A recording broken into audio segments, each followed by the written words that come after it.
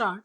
This year we have commemorated the 75th anniversary of the Dandi March, inspired and led by Mahatma Gandhi in a variety of ways.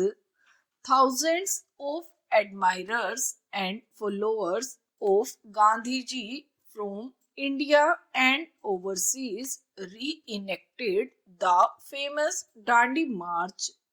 Many congressmen and women, inspired by the leadership of Sonia Ji, participated in this historic reenactment. Our government issued special commemorative postage stamps. I am very happy that today we meet here to issue special commemorative coins. I compliment my colleague, the finance minister, for the initiative he has taken in this regard.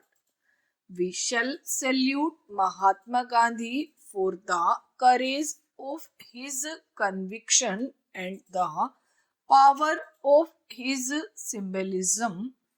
Holding up a fist of salt from the soil of Mother India, Gandhiji made British rule unpalatable. It was a historic moment in the creation of free India. I have spoken on several occasions during this year on the significance of Dandi March.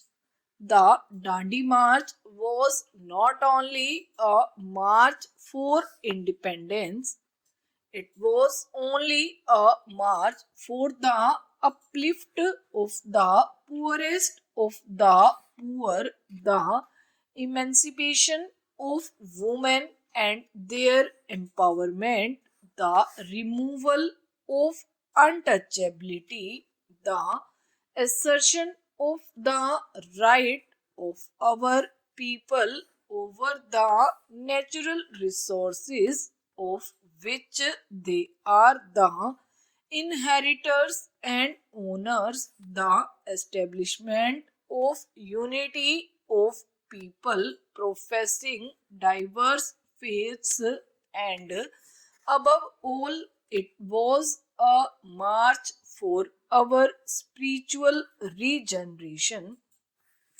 It was also a march of unity of all Indians, irrespective of caste and religion, language and reason. The inclusive nature of our national freedom movement created the foundation for our inclusive democracy, of which we are justly proud. By following Gandhiji's life and deeds, by recapturing the spirit of his ideas like Dandi March, we can build the India of Gandhiji's dream, an inclusive and prosperous India. In celebrating the anniversary of the Dandi March, we must remember that our leaders wanted to free us from foreign rule and from a mindest of dependence. They wanted each one of us to stand for our own rights and take pride in our being Indians, the children of Mother India. The idea of self reliance is important even today. However, self reliance does not imply pursuing a policy of exclusive. It does not mean cutting ourselves away from the world. Self reliance in the modern world implies the ability to pursue one's interest with self-confidence and faith in one's own capabilities. Let me begin by expressing my sincere gratitude to my leader and to each one of you for this interaction. We are here to take stock of the implementation of some key promises we made to the people while seeking their mandate. We were returned to power at the center not just on a wave of resentment against the NDA but equally on a wave of hope and faith in our ability to provide a government that cares. It was a positive vote for a secular and a liberal government, a forward looking and modernizing government, an inclusive and transparent government. I am pleased to report that in the 16th months that the government of the United Progressive Alliance has been in office, we have implemented nearly three-fourths of the commitments undertaken in the National Common Minimum Program. The most important contribution of our party in government has been to bring the nation back to the politics of moderation and the economies of equity and development. The weaker sections of society, the marginalized, the depressed, the minorities feel a new sense of belonging and ownership in the destiny of our nation. We have taken several steps to empower scheduled castes, scheduled tribes, minorities, women, children, the disabled, senior citizens, and people living in the far reaches of this vast land.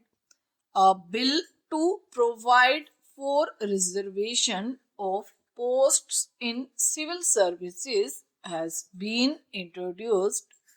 We have taken several steps to ensure that commitments already made in respect of the empowerment of scheduled castes and scheduled tribes are fulfilled in a time bound manner. A group of ministers on Dalit affairs in monitoring our efforts to promote the welfare of scheduled castes.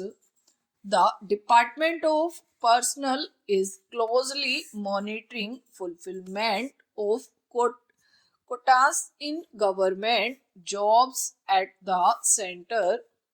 I urge state governments to also pay special attention to fulfillment of commitments to Dalits and tribals at the state level. The central government will make sure that at least 80% of the vacancies in SC/ST reservation quota jobs in government will be filled on a time bound basis. Scholarships for higher education for SC/ST students have been significantly increased. A high level committee is putting together information on the social and economic status of the minorities in India. We have also taken steps to economically and socially empower the minorities and widen education and employment opportunities for SCs, STs, and minorities in the private sector. We propose to come forward with a new 15-point program for the welfare of minorities with specific timelines and targets in the future.